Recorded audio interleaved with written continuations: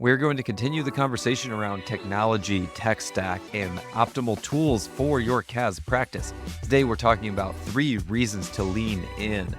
What is the ripple effect of your technology and your technology decisions on your firm?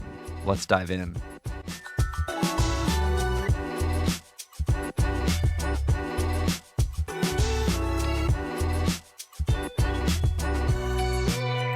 All right, welcome back. We're continuing the conversation around leaning into your CAS tech stack based on a conversation that I had last week at Digital CPA.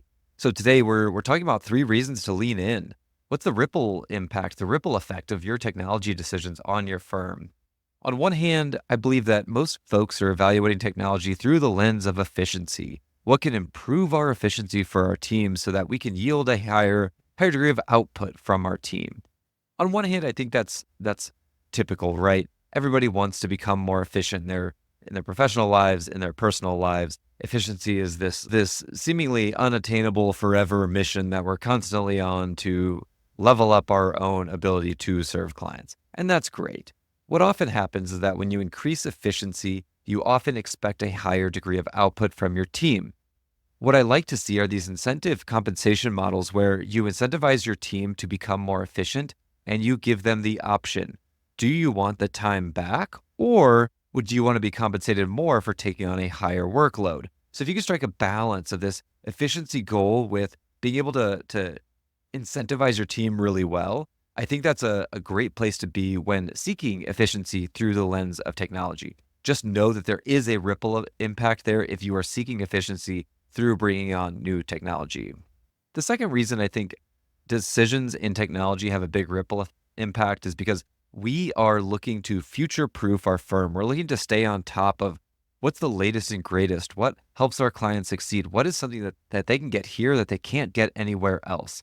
So on one hand, you're looking to future-proof. You're also trying to create efficiency. You're also trying to create better outcomes for your clients. But ultimately, you want to survive. You want to drive a sustainable, profitable business.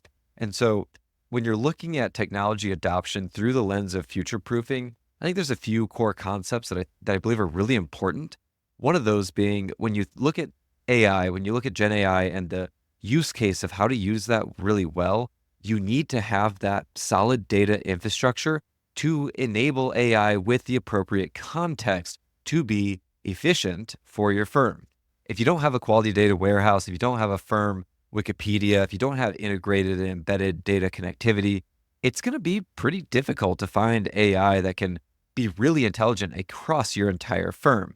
Today, we've got technology that is building AI in silos across different tools, but today it's missing the broader context of your entire firm, of your workflows, of your client service, of your team communication, of a number of elements that happen on a day-to-day basis that transpire in independent tools.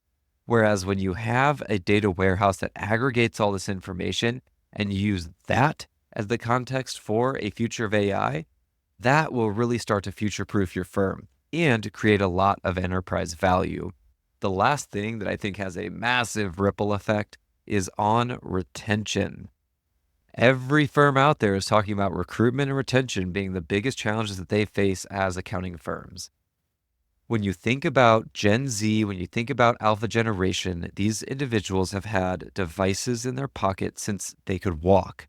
They understand the concept of continuous access to information, and not just information that, you could talk to some friends about, but deep information about everything in the world based on things like Google and ChatGPT.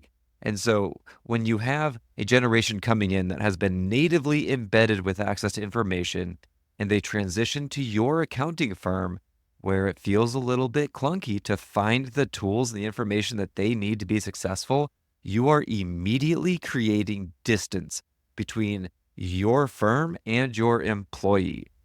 This distance starts to create a little bit of friction on their expectations in a professional environment. Their personal life has such a massive influence on their professional life today that if we are not meeting them, at least partway on their ability to access information in their personal lives, we will lose the attention of the audience.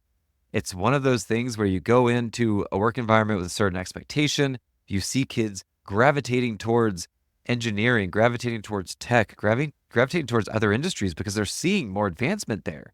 And there's this higher degree of connectivity to their personal lives. So if we want to solve the recruitment or retention problem, we really need to look at tech stack.